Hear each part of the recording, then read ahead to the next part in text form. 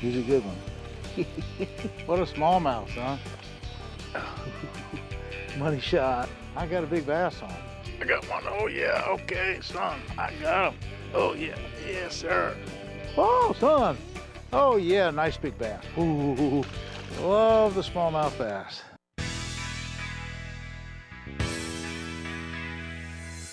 He is the current record holder with 9 BASS Angler of the Year awards, has 19 BASS tournament wins, and qualified for the Bassmasters Classic 25 times.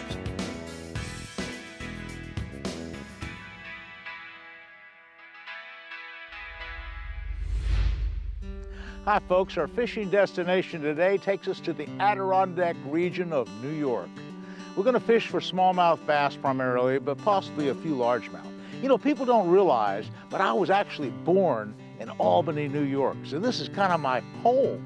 But anyway, I live, of course, in South Florida, and I've lived all over the South all my life, but it's a pleasure to be here in the summer. It's August, and we're in a perfectly calm day. I'm going to start the morning off with one of my favorite Evolution little buzzbaits. It's a Cavatron buzzbait, son. See what happens. First cast of the day. See what happens. I don't know if they'll bite it or not. We'll find out. Bass Pro Shops presents Fishing with Roland Martin. Brought to you by Tracker Boats, fish the finest. Gary Yamamoto Custom Baits, designed by fishermen for fishermen. And by Bass Pro Shops, your adventure starts here. Closed caption provided by Spro Lures.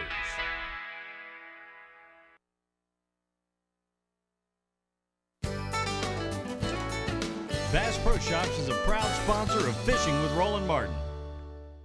A good one, good one. Son. Oh, guess what I have? Pike time. That's the only problem with bass fishing with a topwater plug here in this part of the country. You're gonna get a bonus, and these pike are nice. You gotta be kind of careful of them.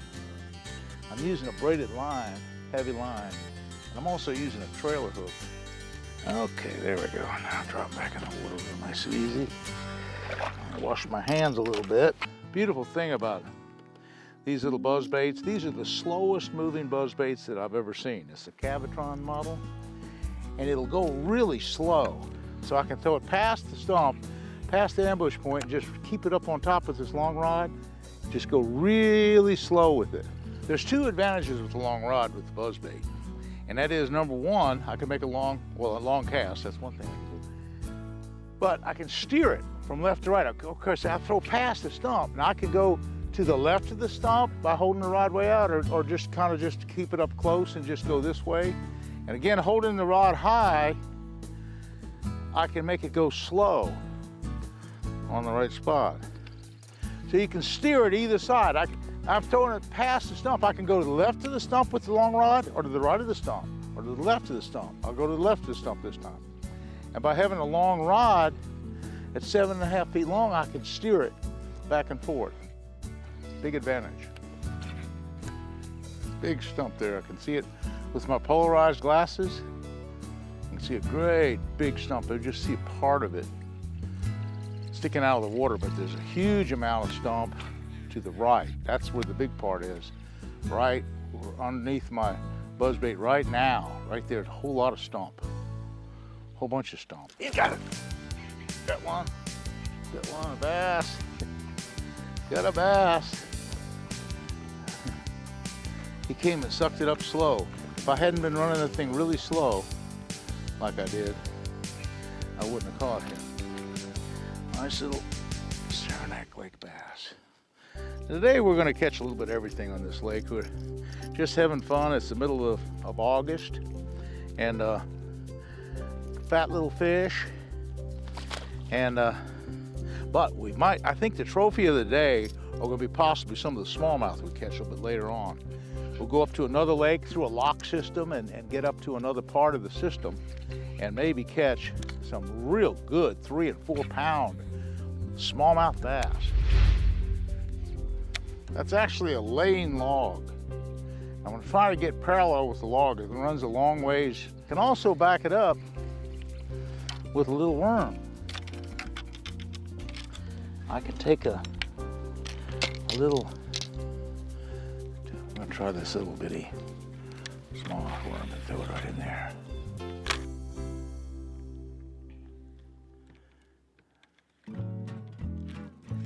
I got him, I got him, I got him. I was thrown right back to the same spot. Little largemouth right on that log. Nice largemouth. Now, that's a little wacky style worm that I rigged up. And it looked like such a good spot that I threw the little wacky worm in there. Now today we're just fishing different lures, different techniques. One of the deadly techniques for any type of topwater action, and it is back it up with the Senko. Now this is a 4-inch smaller little Senko, and any color will work as long as it's that 297 green pumpkin like this one. And I put a little O-ring on the worm. That's what it took, a little O-ring.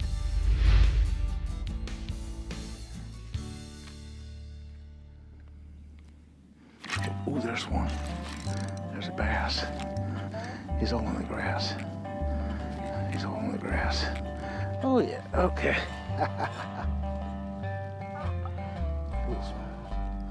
Little small largemouth. Boy, we took that Senko way down deep. Cut the line. I don't want to hurt the fish. And I'll put them back with it. And I'll tie another Senko on another hook. Let me rig up my Wacky rig. Now I got a Wacky rig tool, okay?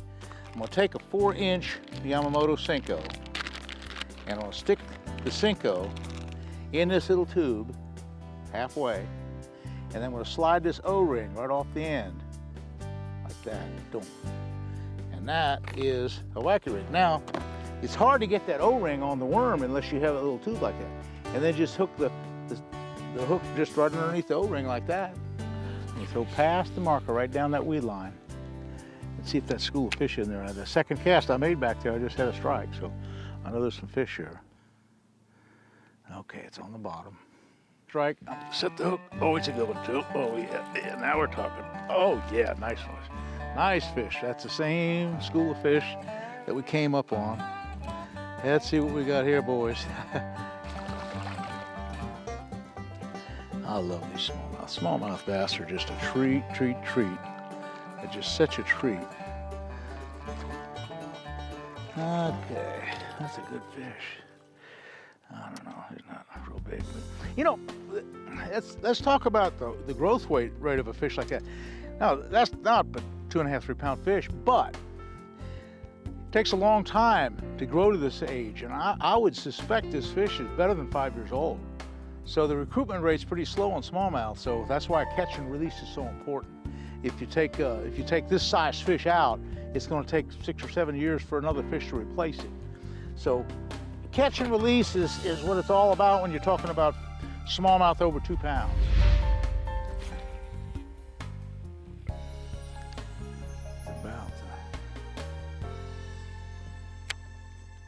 I got a strike right there.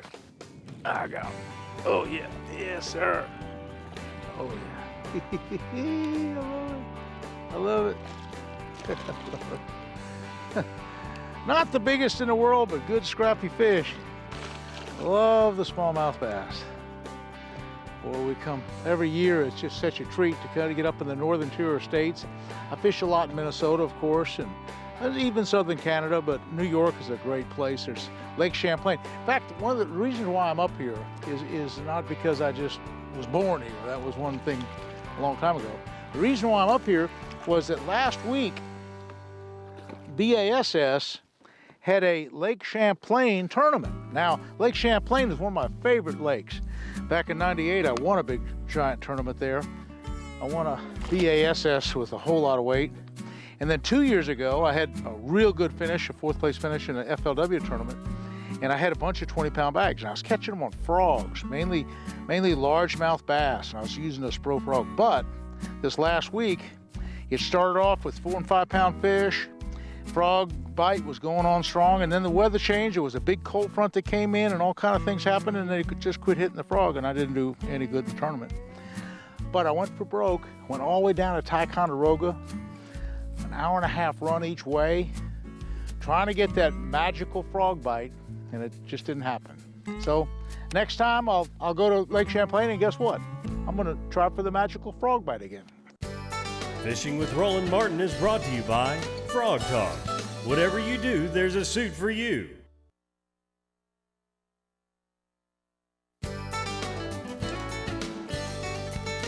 Nitro Boats presents this segment of Fishing with Roland Martin.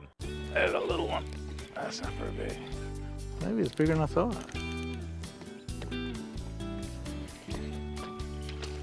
That was bigger than I thought.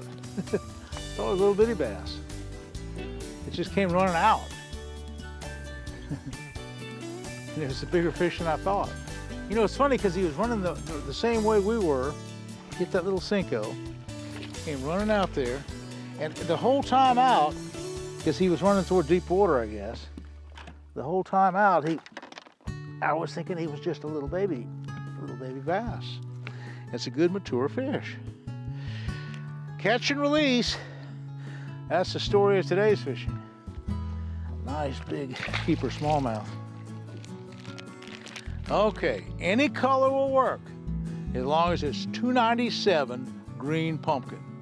That's the deal. And I have this Roland Martin Big Bass Special with the number 5 blade, and I got one with me.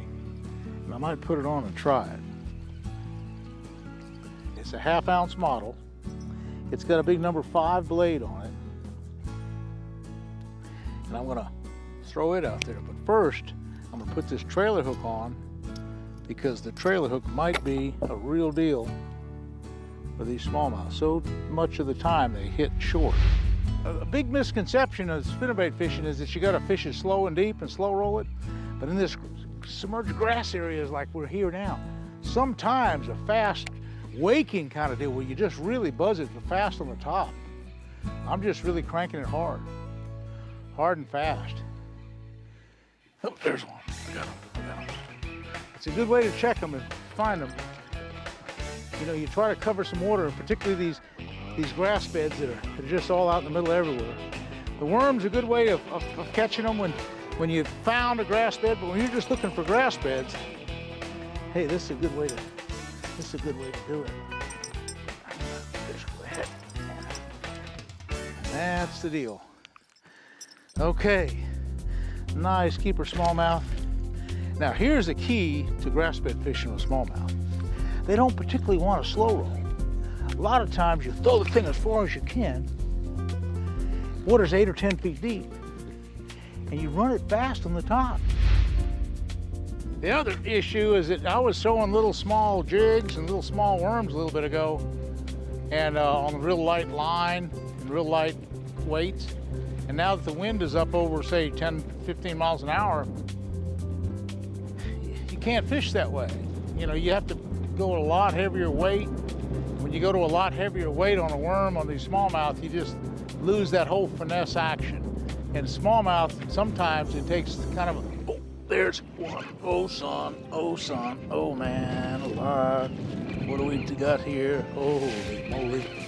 What do we have here, son? Oh, a pike. That's the only downside of a spinnerbait.